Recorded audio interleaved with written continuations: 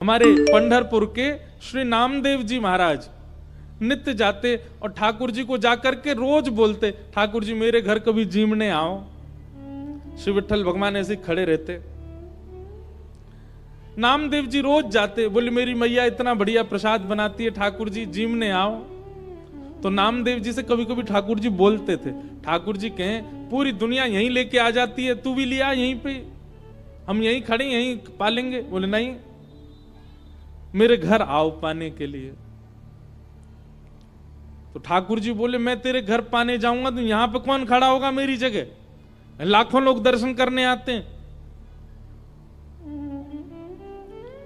नामदेव जी बोले आप भगवान हो, सर्वसमर्थ हो, कोई व्यवस्था कर लो अपनी।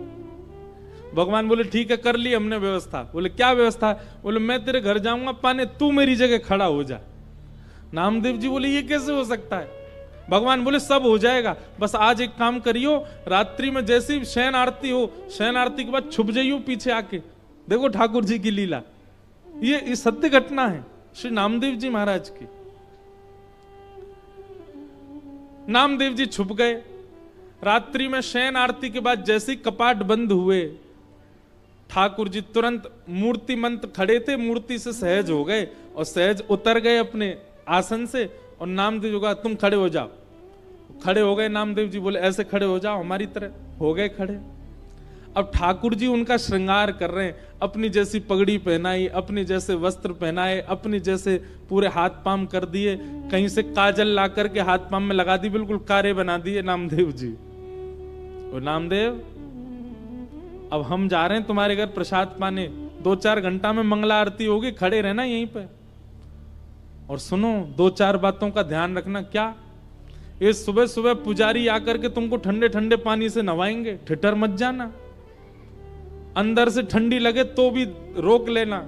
नामदेव जी बोले वो कैसे रोकूंगा? बोले हम नहीं रोक रहे इतने साल से, रोज रोज हमको भी नवा देते हैं सुबह 4 बजे, हम भी तो अपनी कंपन होता रोकते हैं उसको। और सुनो फिर दूध से नवाएंगे तुमको, उसके बाद शहद डालेंगे तुम्हारे ऊपर। और फिर वहां कभी आप लोगों का अवसर मिले ना, एक बार जाइए पंढरपुर, साल में एक बार भारत के कोई कोई तीर्थों में जाया करो, सब जगह दर्शन करो ठाकुर जी का कैसे विराज रहे हैं। तो कभी पंढरपुर जाओ तो हमारे कहने से वहां की काकड़ा आरती सुबह होती है 3:30 बजे, उसका दर्शन करना।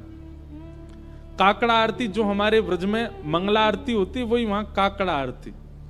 तो काकड़ा आरती में क्या करते हैं, दूध से जल से सबसे स्नान करने के बाद फिर ठाकुर जी को मुंह पे मक्खन लगा देते हैं, इतना सारा मक्खन मुंह पे। तो ठाकुर जी बोले स्नान आदि के बाद तुम्हारे मुंह पे मक्खन लगाया जाएगा, तुम्हारा मन तो करेगा कि मैं खा लूं, लेकिन जीभ निकालना नहीं बाहर, उसको लगे ही रहने देना। रामदेव जी बोले फिर तुम्हारा श्रृंगार होगा।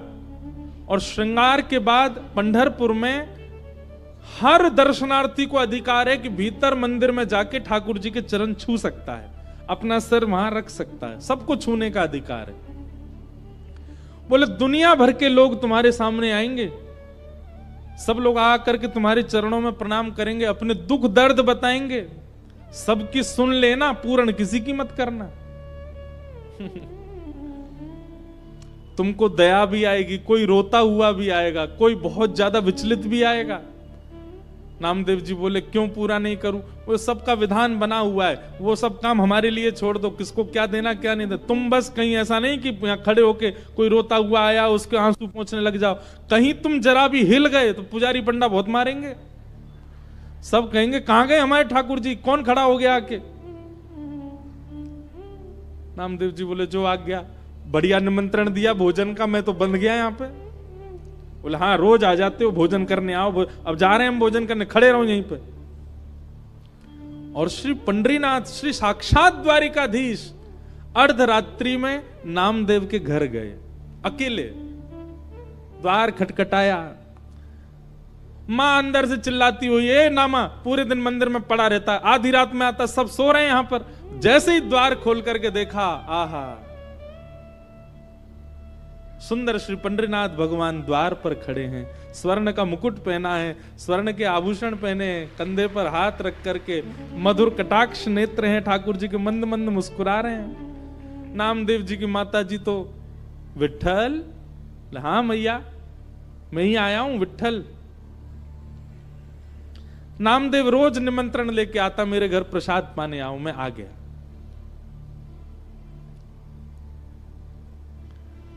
नामदेव जी की माता जी ने चूल्हा रात में चेताया, खूब बढ़िया बढ़िया प्रसाद बना करके ठाकुर जी को अपने हाथ से पवाया। इतने में ही घंटे घड़ियाल बजने लगे, 3:30-4 बज गए, सुबह के मंगला आरती का समय हुआ। ठाकुर जी ने कहा मैया जल्दी करो। बोले क्या हो गया?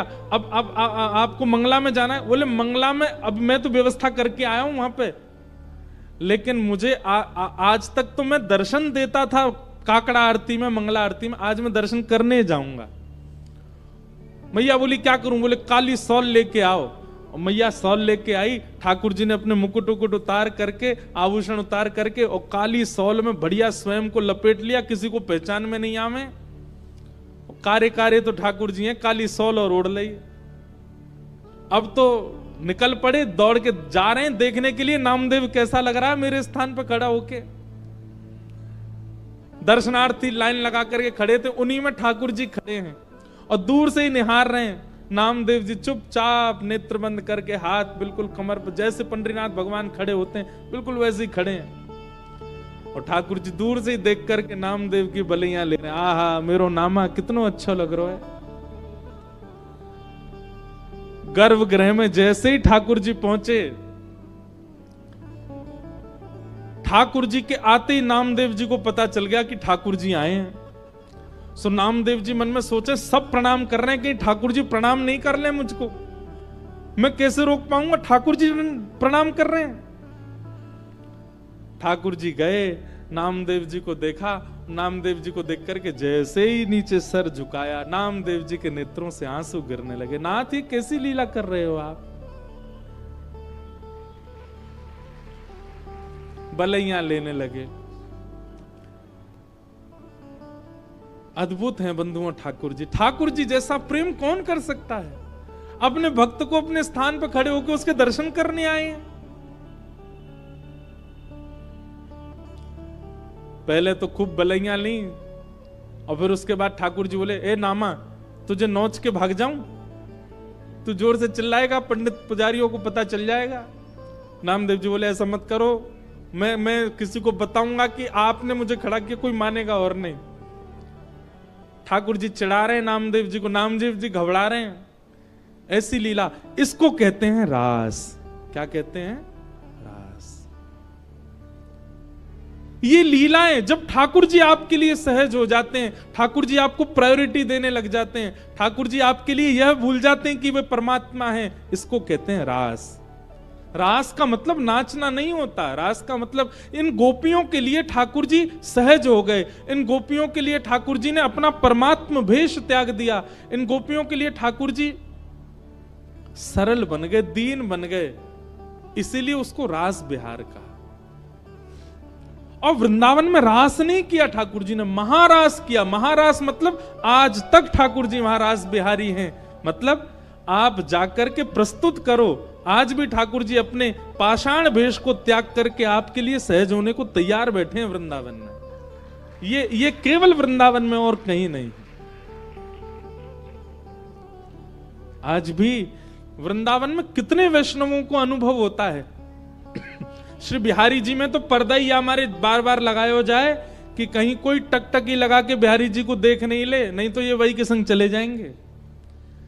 आपके नेत्र कहीं ठाकुर जी से नहीं मिल जाए, इसलिए बार बार पर्दा किया जाता है बिहारी जी के आगे।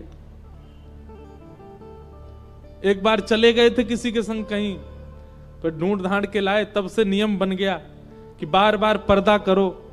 क्यों? क्योंकि बिहारी जी ने कोई से नैन मिला लिए, सो कैसो भी आदमी हो बाकी संगी चले जाएंगे। बताओ कितने भोले ठाकुर जी हैं, किसी के संग जाने के लिए तैयार तत्पर बैठे हैं। इसी को रास बिहार कहते हैं। आप कभी उस भाव से वृंदावन जाओ कि आपको सामने पाषाण एक ही मुद्रा में ठाकुर जी ना दिखें, कभी उस भाव से जाओ कि साक्षात श्री ठाकुर जी आपको अनेक मुद्राओं में दिखाई दें, आपको बोलते हुए दिखाई दें, आपके आगे कोई लीला करते हुए दिखाई दें, तब समझो हाँ अब मेरे संग रास हुआ। अभी हम रस में हैं, हमें रास में जाना है, और रास में जाने के लिए हमें अपना निर्माण करना पड़ेगा, अपनी मन बुद्धि और विचारों को वैसा करना पड़ेगा जिससे श्री कृष्ण रास करें।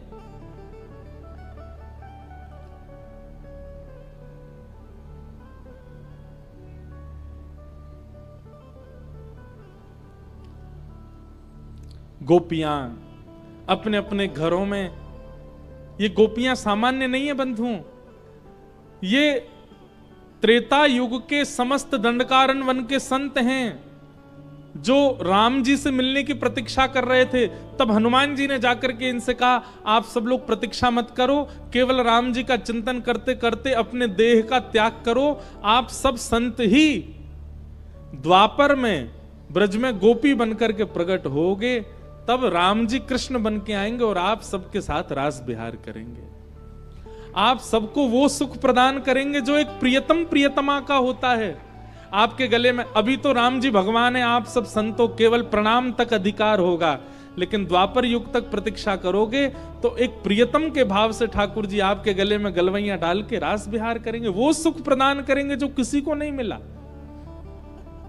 तब से दंडकारण्य वन के संत वही द्वापर में ब्रज की गोपी बनकर के आए, और जैसे ही कृष्ण प्रकट हुए नंद रानी के भवन में, गोपियों ने जैसे ही श्री कृष्ण को देखा, नन्हे से कन्हैया को देखते ही सब गोपियों को याद आ गया कि अरे हम तो पूर्व जन्म के संत हैं और ये साक्षात राम जी ही कृष्ण बनकर के आए हैं हमारे साथ रास विहार के लिए। अब सब गोपियां प्रतीक्षा कर रही हैं ये कब उस भाव में आएंगे कि हमारे साथ रास करें, और आज वही दिन आया।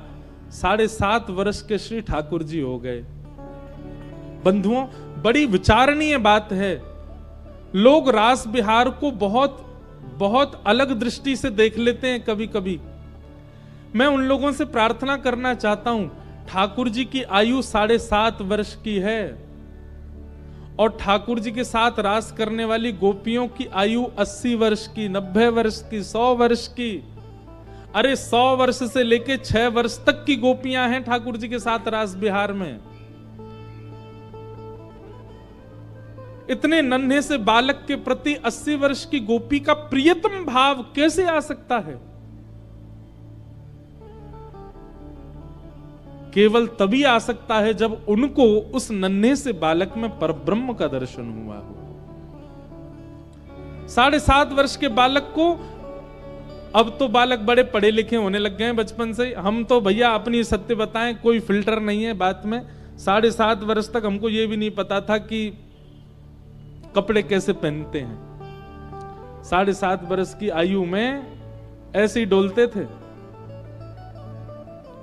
और उनके साथ गोपियां रास विहार कर रही हैं।